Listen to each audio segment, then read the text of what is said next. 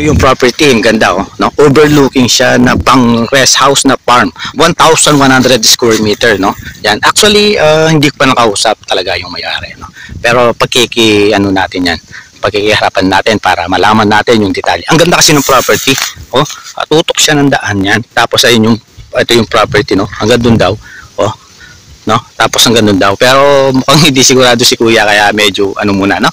Yan. Pero at least ipapakita ko sa inyo itong property habang hindi ko pa nalalaman ng buong detalye, no? Ngayon, eto. By the way, nga pala si Sherwin Katanghal, no? Maglalagay ako ng contact number dyan at paki-contact na lang ako. Yan, no? Ganda.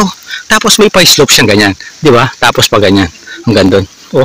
Tapos pag nandun ka, maglalagay ka ng kubo doon. Overlooking siya banda ron. No? Ang ganda ng property. 1,100 square meter. Yan. Ganda ng property, promise. Yan. Hanggang hindi ko po kasi nakakausap talaga yung may-ari. Hindi ko alam yung presyo. Pero malalaman naman. Ayun, no? Kanina nandun ako. Pag ganun yung lupa hindi siya pare-parehas, no? Tapos ito, bawa yan, no? Ganda. Natitok sa taas. Oh, dito sa Bamban Tarlac, oh. Tignan mo dito, ang ganda. Oh. 'Di ba meron nangangarbon diyan, no? No?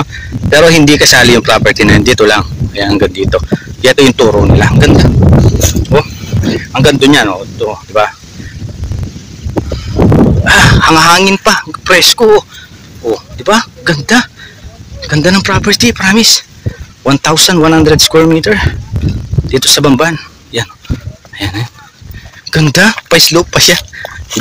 Meron siyang doon, pababa. Madali lang siya kasi hindi siya ganong pa-slope talaga, no? Okay. 1,100 square meter dito sa Bamban Tarlac. Ayan, oh. Shhh, ganda.